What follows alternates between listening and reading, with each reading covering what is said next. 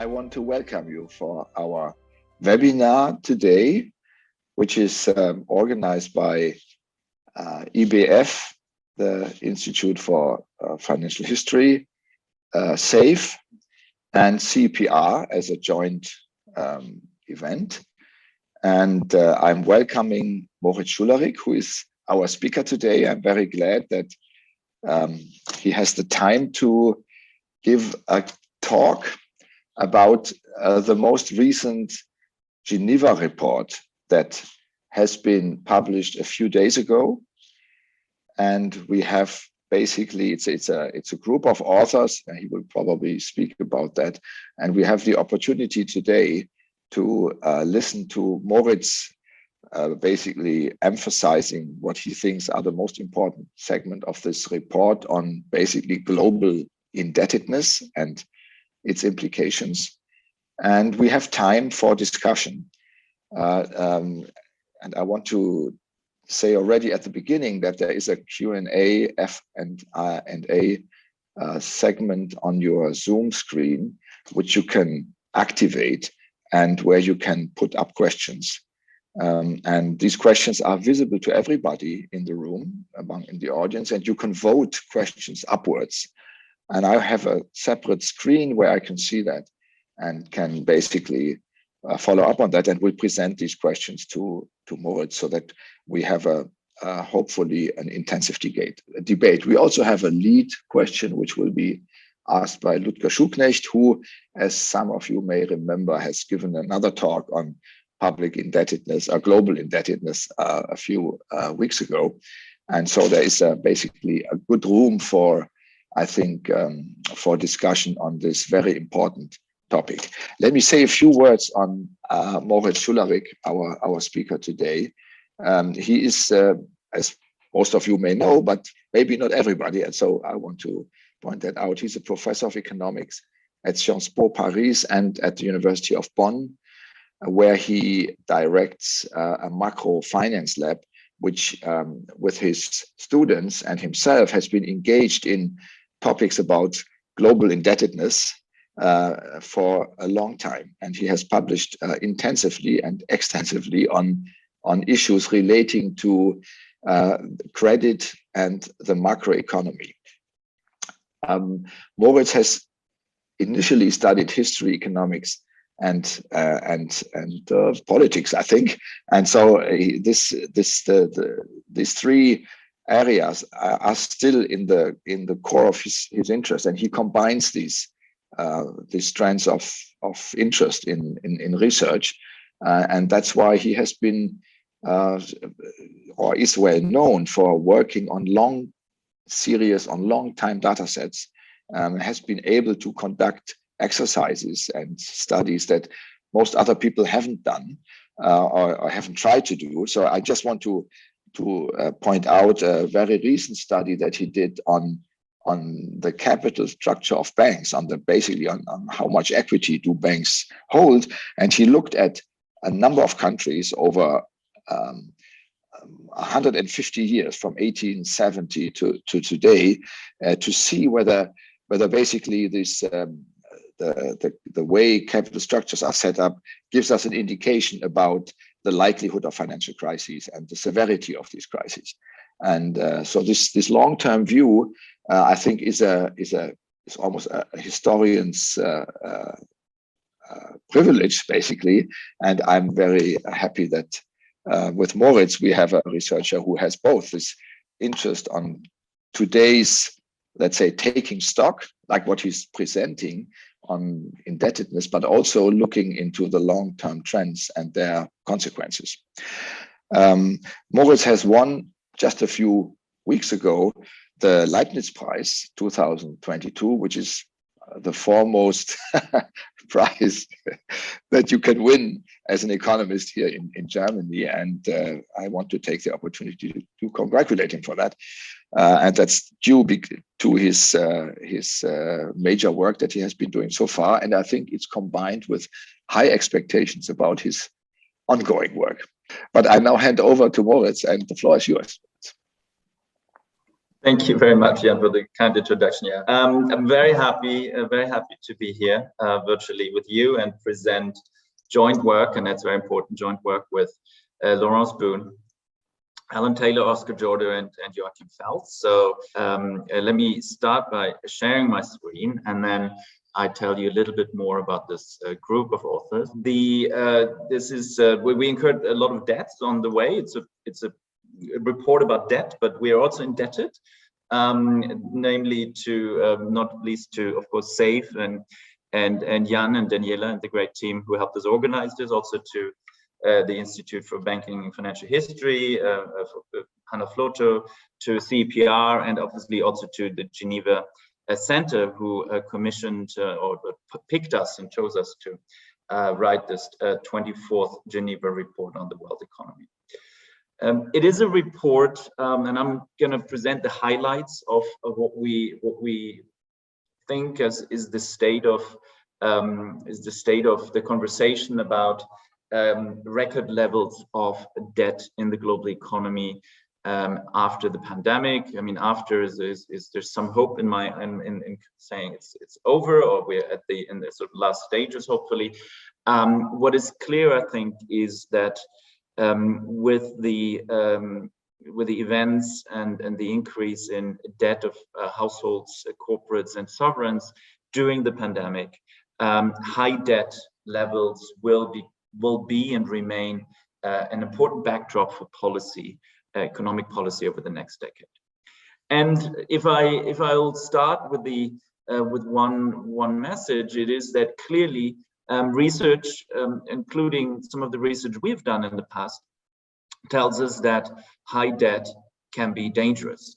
Financial vulnerability is endemic in a highly leveraged world in which we live now, and it is not difficult to be pessimistic about the future economic, social, and political stability in a world where the debts of corporations, of households, and sovereigns are simultaneously at very high or even record levels, depending on where we look. So against this very sort of dark and pessimistic general backdrop, we tried to write a balanced report.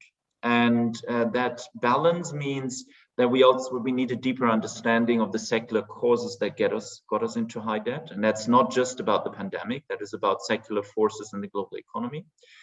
And it also means we need to understand that the debt boom that we've seen in the past decades is the flip side of the surge in savings in recent decades. For every debtor, there's a creditor, and the debts of some are the assets of others. So we need to understand both sides of the equation. We both need to understand what made creditors lend so much and what made debtors borrow so much.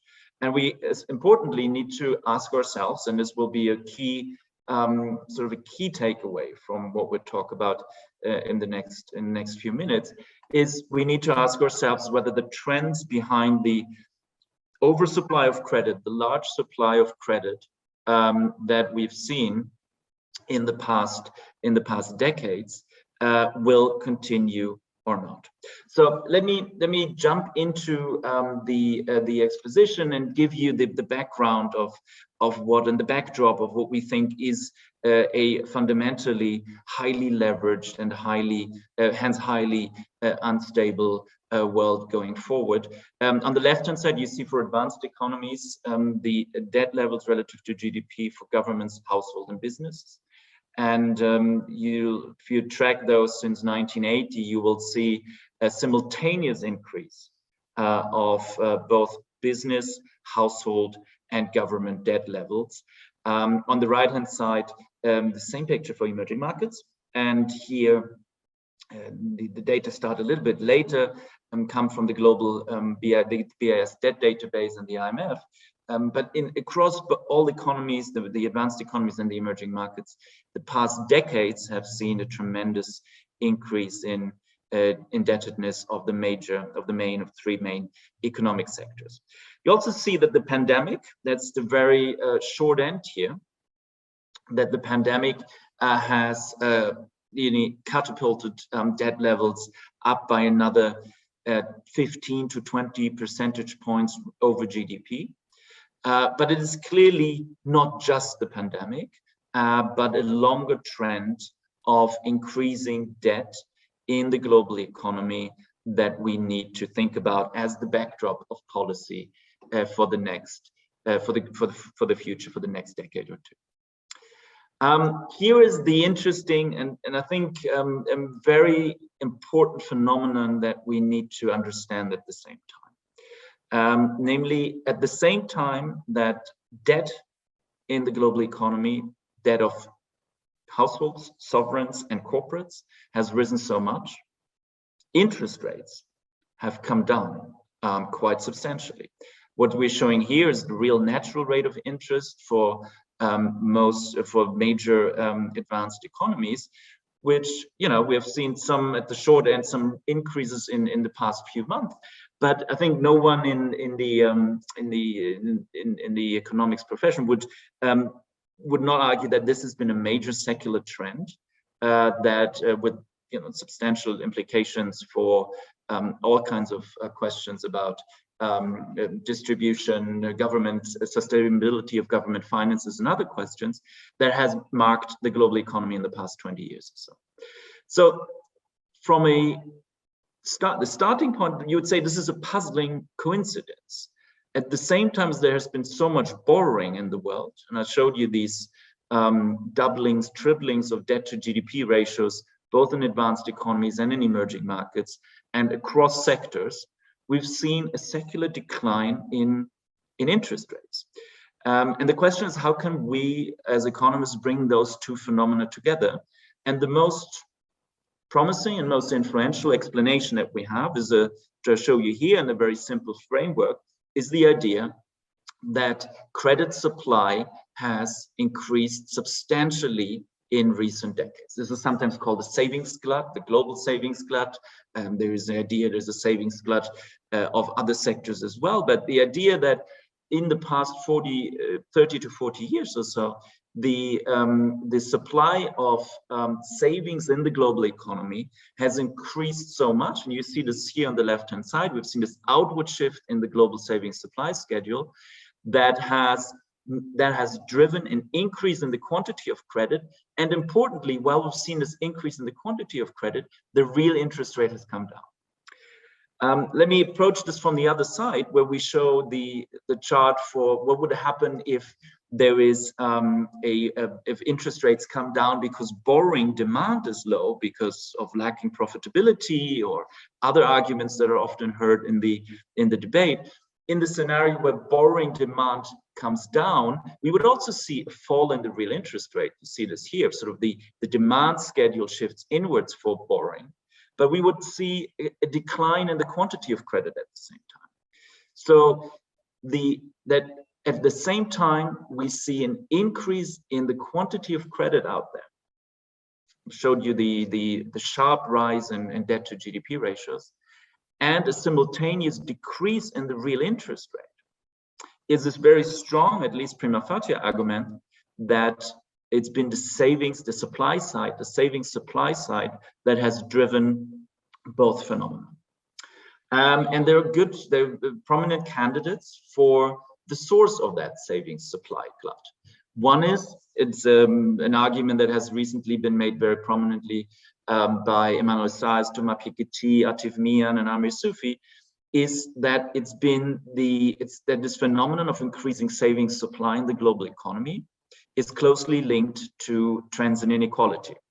What you see here from a recent paper is that the top 10 of we show this for the United States, for Europe, and for China, making the point that the top 10 households, the richest 10% of households, account for about 75% of savings flows in the global economy. In Europe, it's a little less. We're talking about 60%, in China, about 2/3.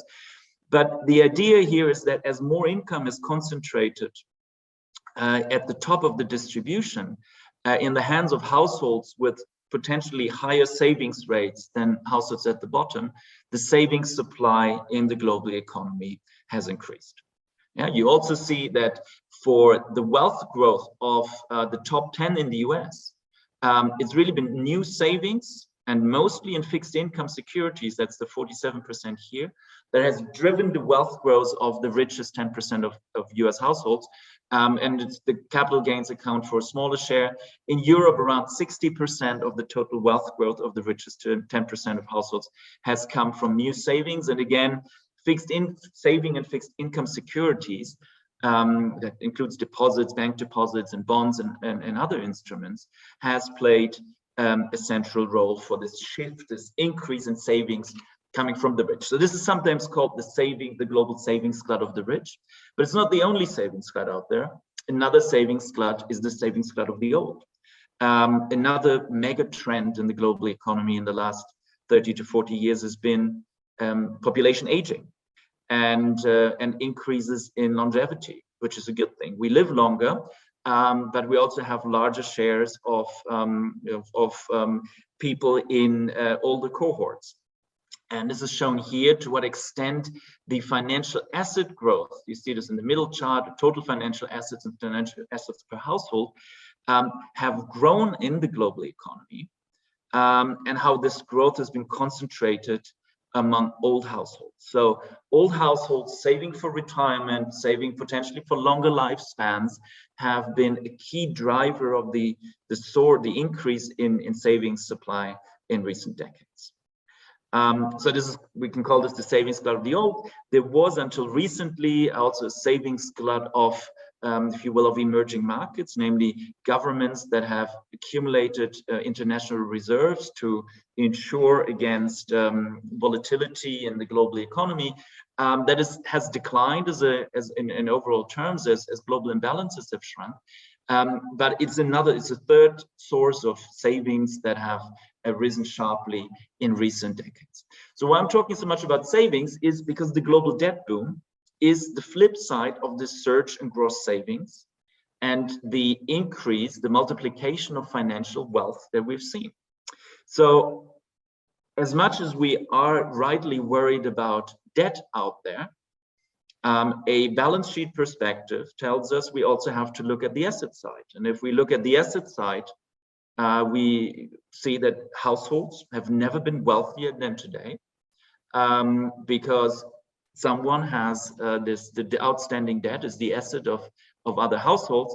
So it's a good reminder, an important reminder, that when we talk about debt, and gross wealth, we always talk about the distribution of assets and liabilities, and it doesn't make sense to just focus on one number, which is like government debt is 100% or corporate debt is 100%. It always matters who is on the other side, whose assets and liabilities we are talking about. And an important question, and probably the most important question in global economics for the next 10 years, is whether we think that the macro constellation that was underpinning these various savings gluts is likely to stay or not. Put differently, are we still going to live in a world where older households, where richer households will save so much that we have problems that the world economy sort of struggles to absorb all this savings supply that is coming, and to find an equilibrium, the price of debt, the price of borrowing, the interest rate will stay structurally low. My important reminder, this is not about central bank policy at the short end, about short-term fluctuations in inflation or whatnot. It is about sort of the real supply of savings and the real demand for investment out there. And in the report, our answer to the question, and I'm going to go through the individual sectors in just one second. Our answer to that question is that we are reasonably optimistic is the wrong word, but we're reasonably confident that some of these driving forces will stay with us for the foreseeable future, in the sense that the mega trends of growing, of aging, of demography, which I think is pretty much baked into the numbers. It's we're not expecting any surprises on that front, but also the macro constellation with respect to the concentration of income and wealth at the top is not going to revert soon. And so high savings rates at the top and of the old will continue to be a large supply of savings going forward. Okay, so with this caveat, let's look at the main sectors and see where we stand also in terms of risk to financial stability, where the mismatch of assets and liabilities potentially is one where we need to be we need to worry about, and which sectors we do not need to worry about quite as much. Household debt was the epicenter of financial instability in 2008. There's no question about that. But we argue in the report that this time is different.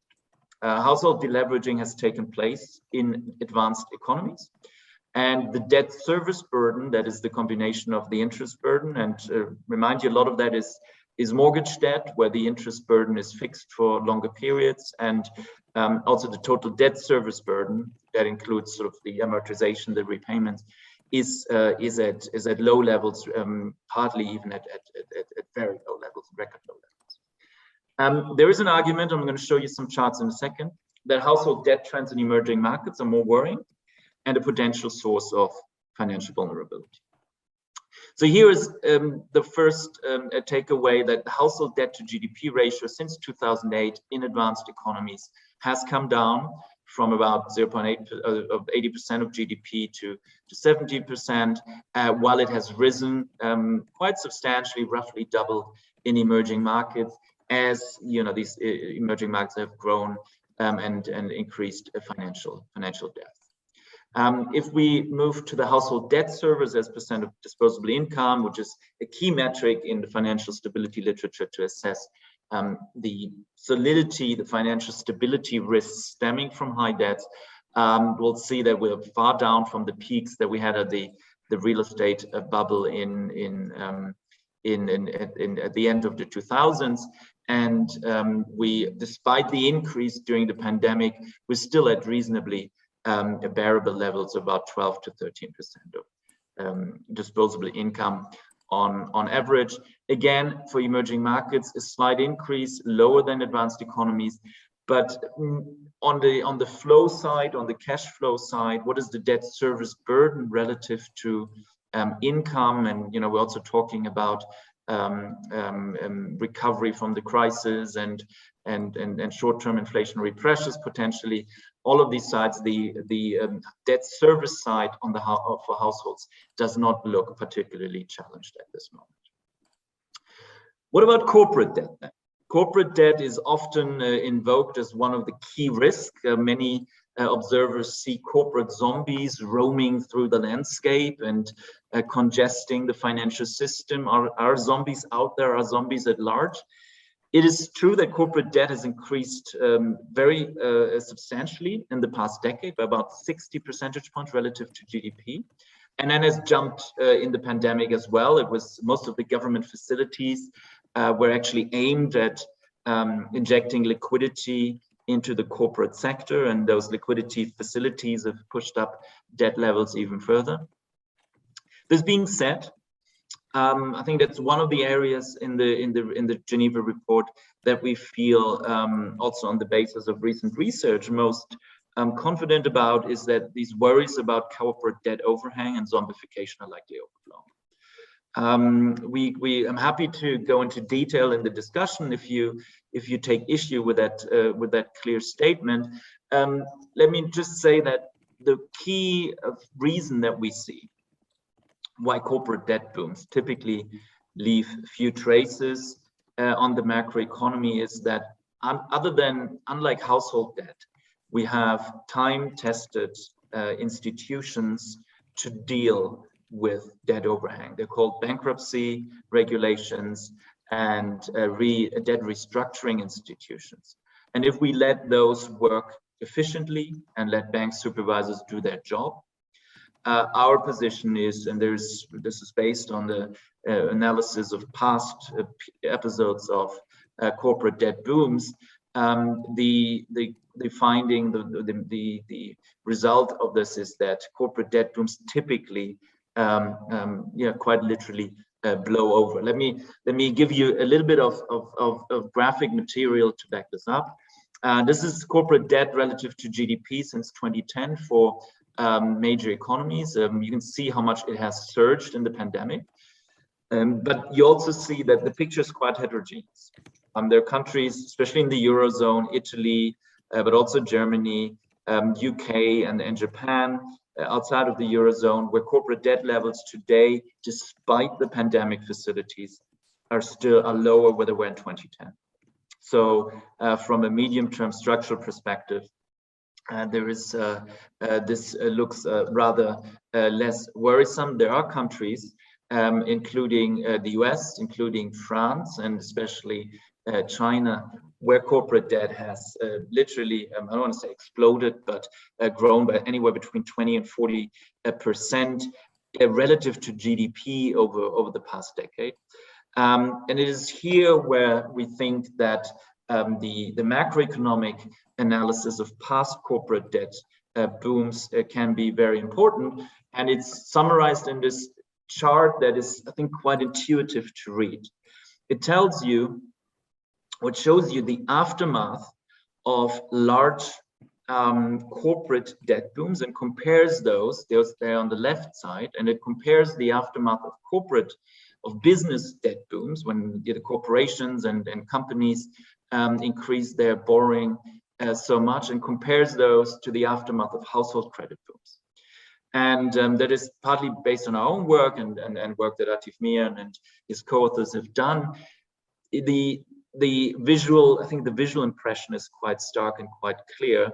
If you look at the predictive power of past corporate debt growth for the business cycle going forward, there is pretty much nothing. So there's no correlation here, and that holds for across various controlling for all kinds of macroeconomic observables, that past corporate, let's call it debt excess, is in any way systematically linked to business cycle outcomes.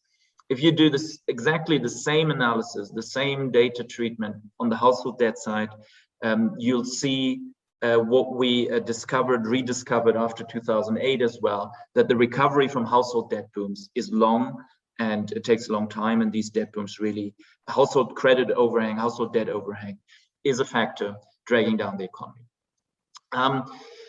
This is a final word on the output costs of corporate debt booms, because what we show here is that what matters really, and these are where the worries about corporate zombies apply, is corporate debt booms become costly if and when regulators and banking supervisors let them become costly. So I showed you before that on average, there's very little impact of a corporate debt boom on the economy, but you see that the normal path of the economy through a crisis or a recession and then the recovery is slightly worse when you have a poor supervision environment, and especially if you see here that in a poor supervision environment, indeed the zombie share of the corporations, these are companies who are essentially not able to meet their debt service obligation and are not profitable, that the zombie share increases quite strongly. So the takeaway message here is, if corporate debt overhang becomes a problem, it is because we let it turn into a problem, and we do not enforce debt restructuring and enforce creditors to take losses and let the bankruptcy regime work its way. Remember, for households, the bankruptcy and debt restructuring regime for households is has much more friction, many more frictions, and is hence much more drawn out. A quick word on China before we maybe move to the point that is also going to be most interesting for Ludger and others in the discussion, namely public debt. A quick word on China. I think the Chinese situation is for an academic a very fascinating one, in the sense that China has witnessed one of the most spectacular credit booms in modern history. Debt to GDP more than doubled in the decade before the pandemic. And research, including my own, shows that such credit booms typically end in financial distress or in a financial crisis. Even if you plug in the numbers and you look at the size of the extent of the credit boom in China, the crisis probability that we typically would get out of such early warning models would be very high.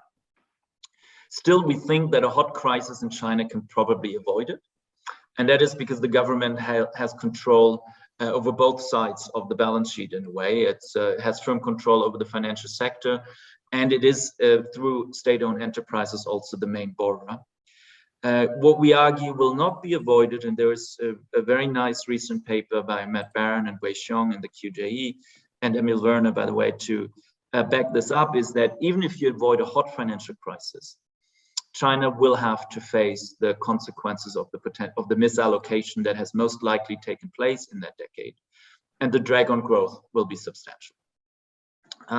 Again, some charts to back this up. This is the growth of total debt in China over the past decade. So we went from about 120% of GDP to close to 300 in whatever is 15 years. Even if you start in 2010, that's still almost a doubling. So we are talking about a credit boom of really historic proportions. What makes it special is the large role of state-owned enterprises as the borrower. And remember, we're talking about China, so the government doesn't only state-own the enterprises or the borrowers, it also state-owns the banks, who are the main lenders. So that is a peculiar constellation that will likely avoid a hot crisis where investors panic and run through the same door at the same time, and we get sort of fire sales and typical sort of hot crisis dynamics, but it will be a drag on growth. Let's finish up with public debt, and then I look forward to the discussion. Our main take is that the problem is not the debt that was incurred during the pandemic. The problem are the long-run structural challenges for debt sustainability. So public debt levels will be high after the pandemic. On the left-hand side, you see the median debt to GDP ratio. That's, this is OECD projections that Lawrence Boone and her team did at the OECD, that the median debt to GDP ratio will rise by about 14 percentage points over the pandemic period. That in itself is I don't want to say a negligible number, but it's not a number that should keep us up at night and give us sleepless nights. It comes on top, and you see this here, of an increase in public debt over the past 40 years. Again, this is also part of that savings glut story where borrowing expanded, but interest rates came down. And the key point we make in this report is that we should therefore have a medium to long-term perspective on public debt reduction or public debt consolidation, not a short-term. So we should not repeat the past mistakes of premature consolidations and investment cuts and, if you will, austerity policies that, especially in Europe, have cost us dearly in the past decade after the global financial crisis. We should keep the fiscal support going until we really have left the pandemic behind. And you see on the left-hand side, the pandemic is not over if, for example, you look at employment rates for the working age population. Other than after 2010, public investment is holding up pretty good so far. We don't have the same incredible decline as you see here for the euro area after the global financial crisis, which is a problem of underinvestment that we are now having to cope with and had to cope with in the pandemic as well. So you see this pronounced decline. We should not repeat that mistake, but we should also address the main challenges for public finance, which are long-term and structural. They link to population aging and the pressure it puts on pension and health expenditures. You see this here. We will have public expenditure pressures. These are wild projections, but are the best, hopefully, that are out there from the OECD that show that in countries like, let's pick out Germany. In Germany, the public spending pressure coming from population aging through pension and health expenditure will be eyeballed as somewhere around 5 to 10% of additional public expenditures, which are large numbers. And the other big development is climate change. And climate change, I think most of us will agree that we want as much market as possible, and that's, but also as the government taking care of the public goods that will need to go hand in hand with the transition to a greener and sustainable economy. That will also put pressure on public expenditures. The OECD again models this as a net pressure, despite the carbon tax revenues, in considerable magnitude. So these are, we think, are the key questions we need to address. The public debt hangover from the pandemic alone and from the support measures that we have taken is not the main story, and we should focus on these long-term structural trends. And if anything, make sure we get out of the pandemic and not so much focus on should we return to a debt break this year, next year, or in 2 years, but tackle these structural challenges and not make cyclical cuts into into still a fragile recovery. The burden on public finances will depend very much on, and this closes the circle, and I'm going to come to a close here as well, to what I said at the very beginning. Will real interest rates, this global secular megatrend that we've seen since the 1980s, the decline in global real rates, will that continue or will it revert? Again, this is a question as in the pandemic, where we want, I guess, the best academics and scientists to give us the most likely answer. And we want to be sure that we estimate the best models on the basis of the best theories out there. It looks, and this is a paper by Lucas, Rachel, and Smith from 2015, that the uncertainties remain, but there are good reasons to expect that at least as a macro constellation, the forces that have pushed interest rates down, especially demography, inequality, but also falling price of capital goods. If you think about especially expenditures in the computing space, etc., that these trends will stay with us at least for some time.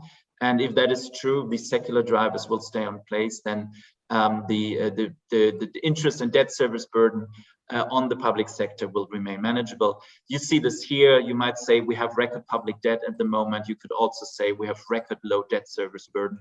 By this measure, governments in the OECD, governments globally probably, with some exceptions in the emerging market space, have never or have rarely been more solid and more credit financially worthy than financially sustainable than in recent decades. You see here debt service burdens are really low. Again, whether this will just continue or not depends on real interest rate. Let me skip this, and let me also skip the inflation outlook, just in the interest of having more time to discuss and giving the floor to the discussants. Thank you so much.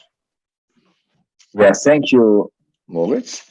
So we are back now at the panel side. I think this is it's very interesting to listen to you and to have some time to think while you talk about these arguments. And before I give the word to Ludger for a lead question, I just want to make one observation. And that is the observation that all the numbers we saw are basically macro numbers.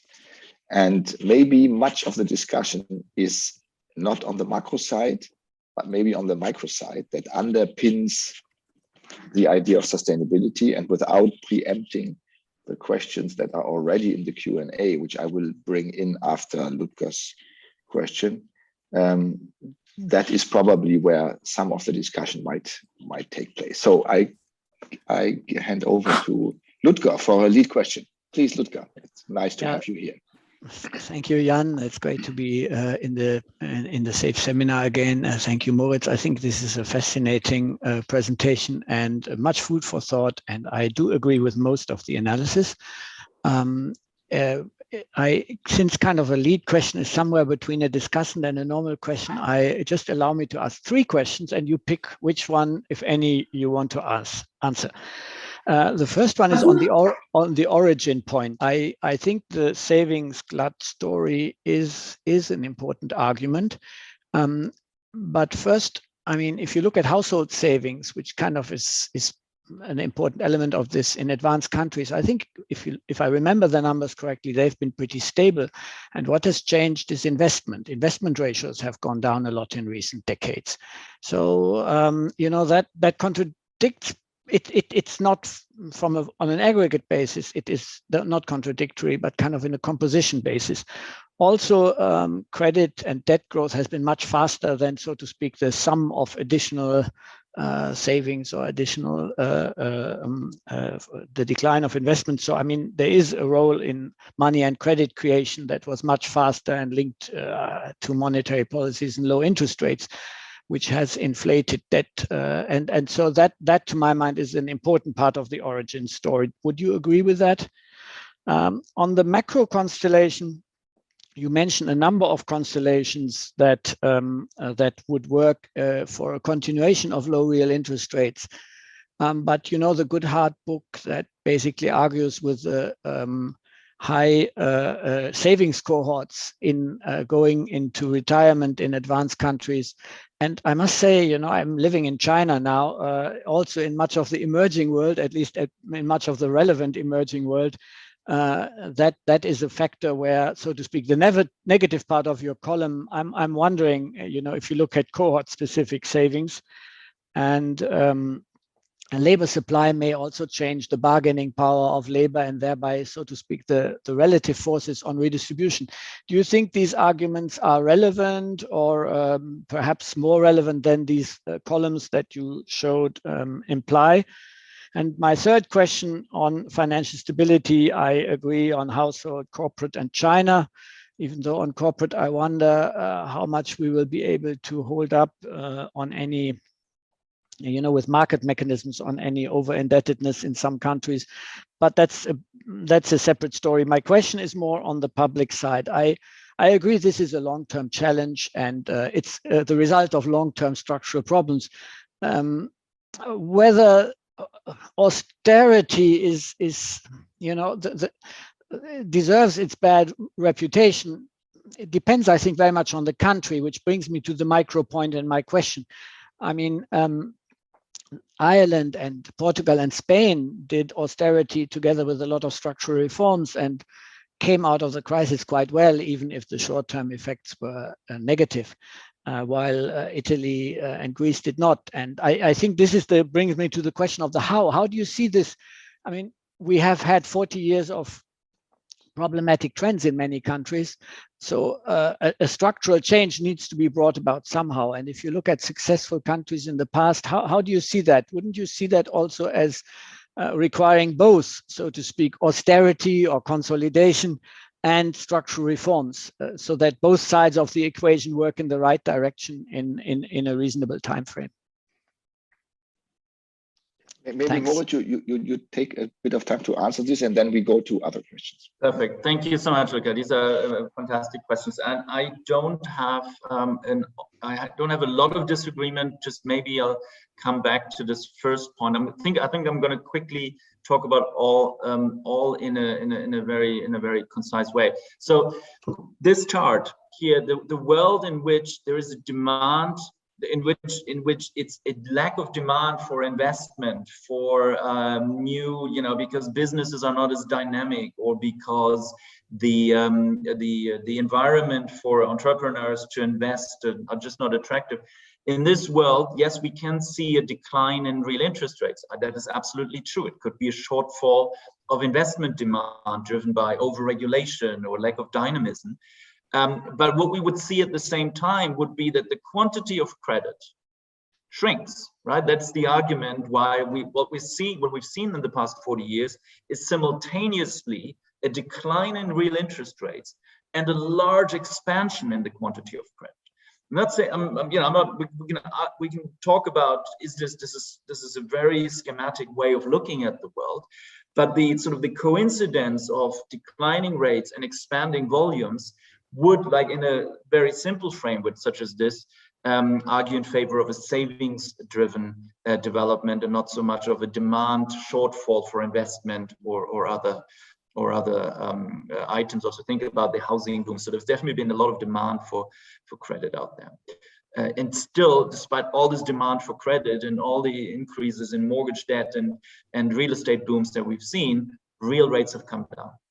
But this is just the Goodhart thesis is indeed a very good point. So to your second point, so the idea for those who are not familiar with Charles's work, that is as usual extremely thought-provoking and diligent and worth discussing, is that a lot of the savings, a lot of the demographic effect on saving is behind us, or will soon enough be behind us, and that also trends in the labor force will mean that the constellation that underpinned low real interest rates and low inflation in the past 40 years is possibly behind us. There's arguments to make. There's still a large young cohorts in emerging markets outside of the Western world and outside of East Asia that enter the global economy. The other two gluts that are out there, the gluts are driven by potentially an increasing concentration of income and wealth at the top, coupled with higher propensities to save, higher savings rates, and it's called the insurance motive for sovereigns, but also corporations and other players in the global economy to insure against liquidity squeezes. It might still apply to some degree. But I think I think we are very, I think we come down on the side thinking it will continue for the foreseeable future. But we're very clear to highlight this is, I guess, the more than 64,000 euro question, getting the real interest outlook for the next 10 years right. It will largely, I think we're also on the same page there, will also determine whether a lot of countries remain solvent on the public side or not, with real interest rates that shoot up sharply from these levels. Debt sustainability on the public side will look very different. I agree. And the last point, again, no major disagreement. I think in an ideal world, and we would all have the ability to react in the short run with fiscal policy. I think we've seen in the pandemic how powerful fiscal stimulus and fiscal safety nets can be. We've done, in my reading, at least reasonably well in keeping things together despite a global shutdown and a correlated global pandemic shock. But we all also worry about if we give politicians sort of carte blanche in the short run, they will never find back to, in the medium run, to do the things that hurt. And I think getting that balance right is at the core of what we're discussing. And I don't think anyone has the clear answer. My hunch is probably let's not stop too early. Let's get out of this and find mechanisms with which we return to sustainability and some framework that let's not stop before we really have the full employment back, and think about frameworks that allow for a little bit more flexibility. I'm on the side that the debt brake as we have it now feels a little bit too strict and too rigid for me. I'll maybe leave it here, but I think these were amazing, very good points, and I agree with all of them. Yeah, thank you, Moritz and Ludger. So I group now the questions into two groups, which I present to you from the F&A, from the Q&A section. And the first one is, I summarize it as follows. It is Mr. Waldhausen and Mr. Hedrick have posted basic questions that go in this direction. Is the macro view that you present and that give us, I would say, a fairly peaceful outlook, with brackets, of course, with caveats, but in general, fairly optimistic vision. Is this enough to make a conclusion about issues of potential crisis and stability? if we think that it may not be the sum of credits that matters, but maybe the allocation, who is holding the credit? Is that a stable connection system? Think of the financial crisis, 2007, 2008. Would your analysis done in 2007, before the outbreak of the crisis, have indicated anything that would have led us to believe that one of the biggest financial and economic crises is there? So is this really the right metric you are looking at by looking at these, let's say, the sum of the parts of certain aggregates, rather than about their composition, about their mechanics, about the dynamics that underlie it? So that's the first question. And the second question would be, as you have repeatedly pointed out in your presentation, the outlook is fairly okay for the richer industrialized countries, but it's not okay for the emerging economies. And so how can you conclude that everything is fine in a way? Isn't this really a bombshell waiting to happen? And it's both Mr. von Nojoy and Thomas, and Jo-Marie Griesgraber who have asked in this direction, and I have summarized it. So where is, in your conclusion, the potential role of emerging markets, which are not far away small entities, but really integrated parts of our entire financial system? Right, thank you for another set of great and very informed questions. Maybe I need to, as a first word, I need to correct a little bit the impression. Our summary of the report is watchful, not fearful. So I think it's clearly a cautious note. There's no denying that record debt in itself, and all of my research, a lot of my research has also tried to make that point, is a source of endemic instability. With high leverage, any given shock will have larger repercussions on the economy, and there are good reasons to fear for sort of economic, political, and social stability going forward in a world where debt is so high. I think we start from that point and take that sort of as a given, and then ask, okay, what is the specific constellation? And when we actually went through the individual sectors, and I remember the first calls we had when the five of us were working on the project, it was, so let's group areas into what should we be worried about, what should we not so worried about. And as you mentioned, the emerging markets came up as a constant worry. It's certainly also on the sovereign front, and this is, I think, the point where we need to distinguish between emerging markets and low-income countries as well. So the low-income countries, quite a few of them in Africa, are already at the brink of default. Some have defaulted. We've just seen a big debt restructurings and problems on that side. The question here is that endemic, is that systemic for the global economy, and also it sort of concerned the financial stability in Europe and in the US and East Asia. Here we came away thinking that probably, while these are enormous and costly issues for the countries affected, we don't, I mean, as these pandemic aids run out, things will change again, but against the background of very strong global growth, the pickup in commodity prices, the financial situation of many countries will also improve again with the recovery. I think the vaccine situation and a truly global rollout as a public good of COVID-19 vaccinations would be by far the best economic policy that anyone can do right now. Unfortunately, this is a collective failure of Western governments so far, who control these resources and could do that.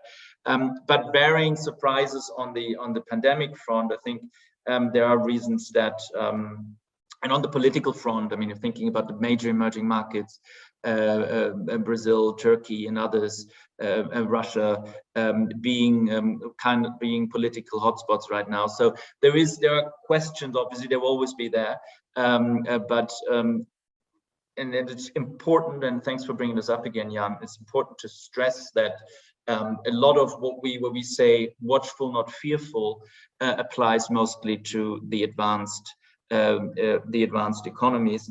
And this is the point where I want to address the first, or the question is this.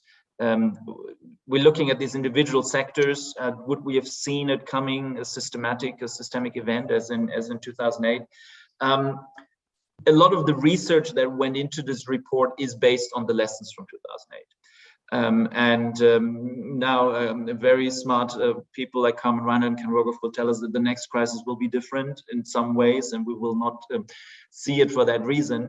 But some of the comfort we take, for example, in making these calls about corporate debt maybe not being quite as problematic as the household side is exactly built on the experience of the 2008, where we've seen how complicated it is to stabilize an economy where a lot of households have real financial assets, balance sheet issues, and need to increase savings and repay debt.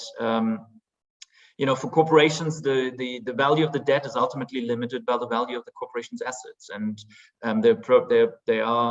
or the amount of the debt is limited by that. So the institutions are present to deal with corporate debt overhang. The big caveat is here: we need to use them. We need to make sure that banks don't evergreen loans and don't create zombies. The supervisors need to be up to speed, and we need to make sure that our bankruptcy institutions and debt restructuring systems work well. But then on that side, we are somewhat more on the sort of positive side. Is there still a risk that the interaction of creditors and debtors? And I think if you ask me where I see the main risk of conflict, it is that you look at one side, the household balance sheet, and you see that households in Germany, households in France, households in the US, households in the UK, households globally have never been richer than today in percent of income. Wealth to income ratios are at an all-time high. At the same time, debt to income ratios also at an all-time high, and this is linked, obviously, because the assets of some households are the debts of others. So we are in this together, if you will. But it's not the same households who are debtors and creditors.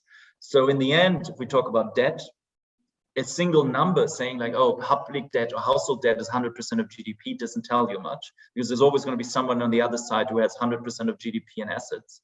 The question is the distribution, is the sustainability, and then the questions for restructuring. I think as a fascinating research area going forward will be, what do we know about debt restructuring? How should we do it on the household side, on the corporate side, and on the sovereign side? I mean, there's a lot of stuff going on, including at SAFE, obviously.